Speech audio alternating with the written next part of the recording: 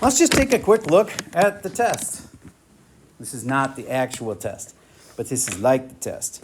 Okay, so do you get that? I've told you before, there's going to be like a bunch of easy questions. I'll be specific. There's going to be 8 relatively easy questions. Things like that. Things like that. Things like that. Now, some people are like, this is not an equation, so I don't know what to do. All you have to do is distribute it. Like you go, this times this and this times that. Some of the questions are that easy. Okay, so you're probably, if you work at it, a C will not be that hard. So then you got out of these 8 questions. Now, a few of you might fail here because, variables on both sides. But I think most of you would know. Get rid of the which one? Smaller one. Smaller one. So of these 2, what would you do next? Minus 2x. Minus 2x on both sides. That make sense? Okay, so there's a few more before we get to the hard ones. All of a sudden, there's a greater than sign. It acts just like an equation, except whenever you divide by a negative, do you remember what happens? Switches. So if it was, well, which one is it? And I'm not going to make you say the answer to me, but I hope you know that that's the greater than because it doesn't look like an L. If it was backwards, it would look like an L, and that'd be a less than. Yes? What would happen if the 52 was like a negative and you divide by a positive? It's all the rules stay the same. So if it was like this, I'll give you an example like that. Less than or equal to negative, let's say 10. He's asking, what would happen if you divided by the negative? Well, this does change to a positive. This cancels, and this would switch around. So it would be x, switch it around, and this becomes positive like that. Yeah. Okay, so you would still follow those rules of, I've got 2 negatives. A negative divided by a negative is a positive. All right, so there's a quick run through. Oh, and then one more. You just learned this yesterday. Split this into 2. It's to be 3x equals 15, and 3x equals negative 15. Does that ring a bell? You remember this? Just did it yesterday? All right, so you'd have 2 answers for this. And I'm just going to get this real quick.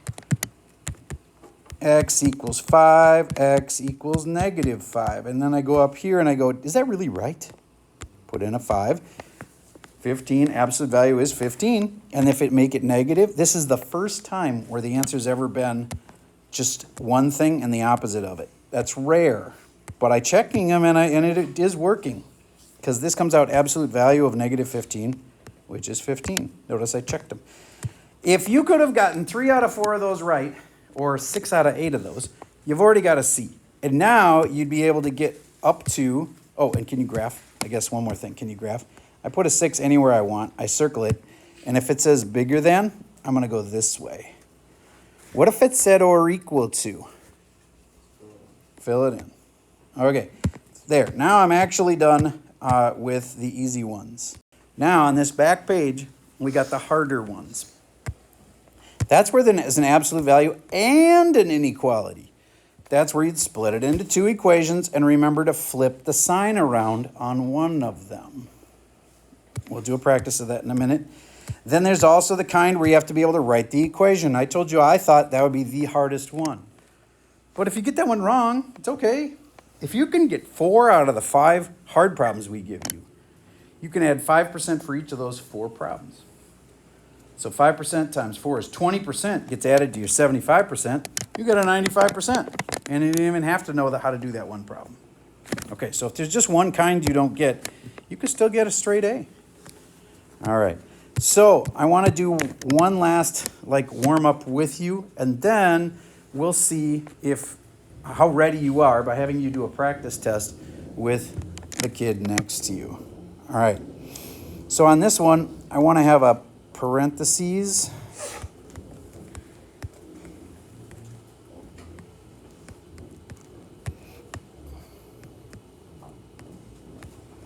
That is one of those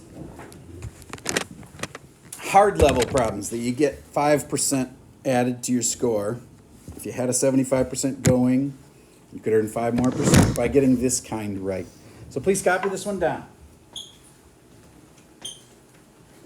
Listening, very comfortable, but you actually will just remember 10% of what I tell you, and you remember about like 75 or 80% of what you do.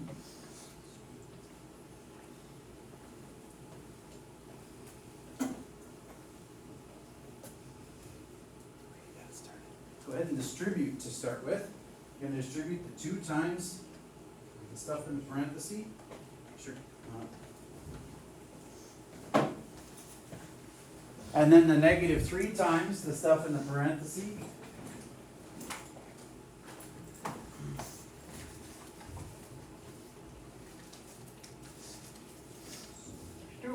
I think one of them is like dead, so check the charge levels. Like push the button on both of them. You'll be able to figure out which one's alive and which one's dead. 2n minus 4 negative 3n minus 6. Now we're doing a part called combine like terms. The n's all go together. The numbers go together.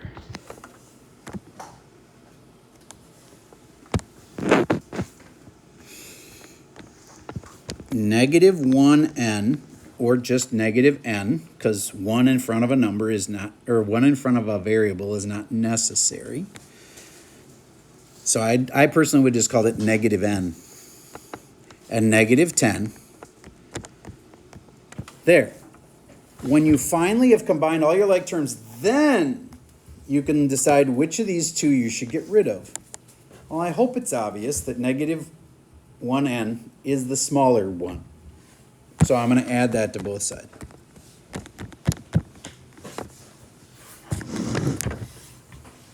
I was at the amazing football game last night.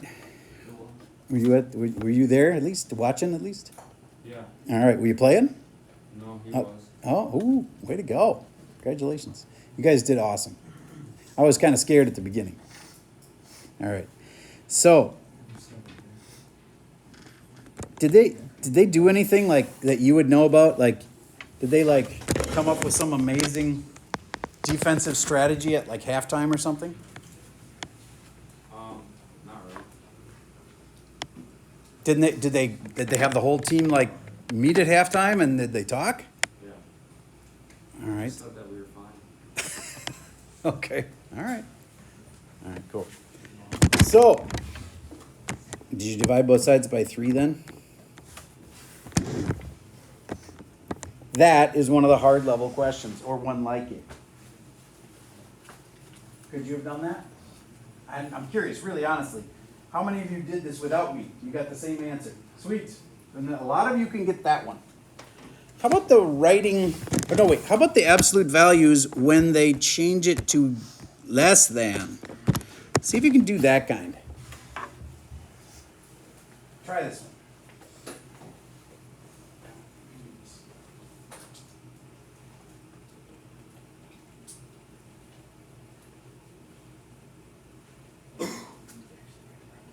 Just put it up there for seconds.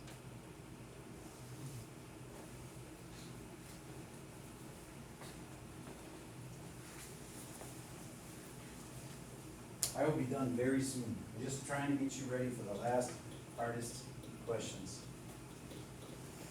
I know most of you know that this is n minus 3 is less than 5. But if you didn't know that, you just write it without the absolute value bars for the first one.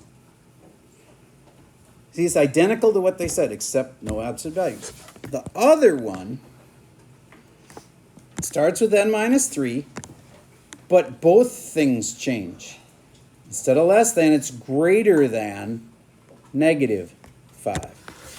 And then if you can solve those 2 little tiny equations, you'll have it. N less than 8. N bigger than negative 2. And there will be one where you have to graph it. Would you please try to graph this one? There's 2 key points. You're going to circle them. Your only question really is, do I fill them in or not? And which ways do I shade?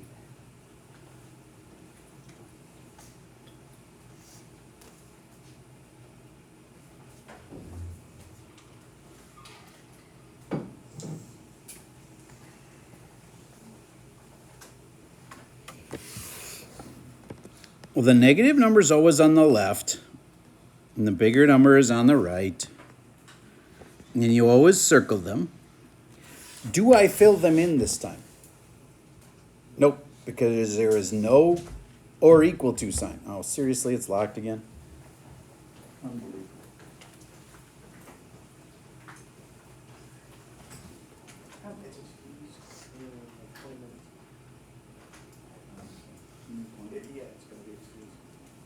Come on. All right. Get a blank notability doc out. Okay. So, where do I shade from here? It says n is greater than, that means to the right. So I go this way, but I don't just go forever. I'm starting to go that way, but then I go look at this one. And it says less than, so I go this way from the 8. And they kind of meet in the middle, and then that's my answer. How many of you would have had that one right? All right. Okay. So, how about writing the equation? The hardest thing. All right. So you've got a job where you earn 20 bucks an hour. Let's say it's working for your neighbor. My son did that. The neighbor would be like, hey, can you come over and help me move some stuff or whatever? He paid him pretty well. Even if it wasn't an hour, he'd like pay him for an hour. And it's probably more than 20 bucks an hour, but let's say it's 20 bucks an hour. And then let's say he also just gives him a bonus of, thank you so much for coming over on short notice. I'm just going to be an extra generous neighbor. I'm going to give you 50 bucks. And my son wants to just like, okay, that's a great deal. I want to work enough for this neighbor that I earn 100 bucks or more. Like, I'd be fine with more than 100 bucks, but I want to do enough work that I'm going to make 100 bucks. Can you write the equation? I said a whole bunch of words. They had numbers. Of course, the numbers are in the equation. There's also an X in the equation. I'm going to say it one more time. So my son goes over to the neighbor's house. He gives him 50 bucks just for showing up. And then he gives him 20 bucks an hour. And my son wants to just stay over there and keep working for him until he makes at least 100 bucks. All right. Anytime I say per, that's where you put the variable. 20 bucks per hour. It could be X, it could be H, it could be N, it could be any letter. Don't care. And then the 50 could be either after it or before it, but you just add 50. Is that every hour? No, that's just once. You get 50. And then my son wants to work over there until he makes at least, that means could be more than 100 or could be equal to 100. Were you able to make that equation out of the words? All right, cool. And then if you solve it, you have to do, not only make the equation, you have to solve it to get those 5%. All right, so the next part is we are going to give you an actual test that is very similar to the test. It's not exactly the same, but it's the same concepts. And we'll see if you have got these all down.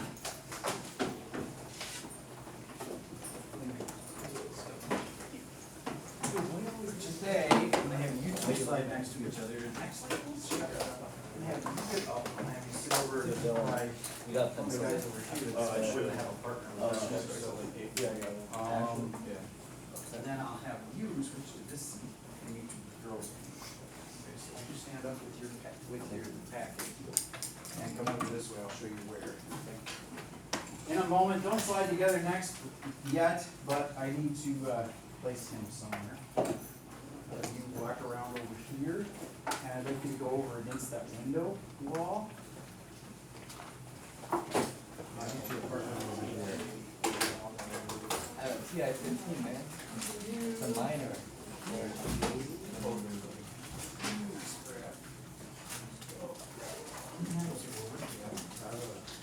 Plus, I mean, you guys are so old. I can go.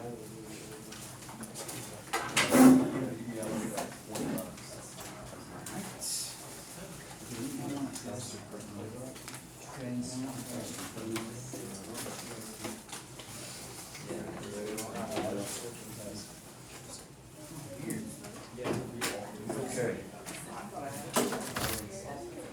Time to go.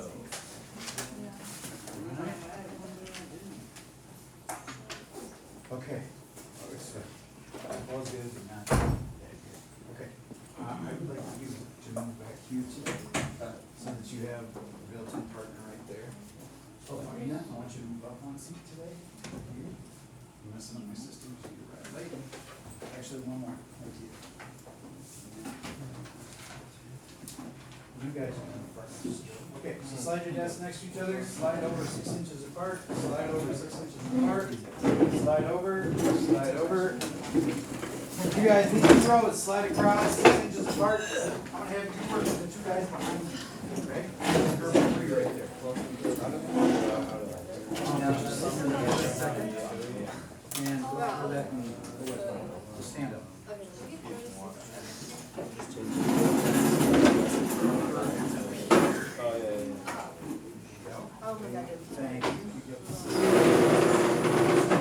Second.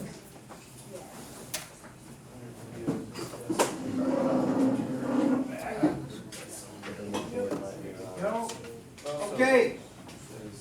Work on each problem together. Check each problem as you go.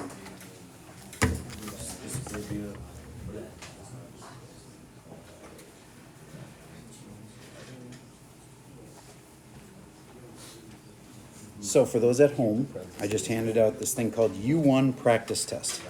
I'll put one up there digitally so that you can find it that way. And it will be a really good practice for the actual test.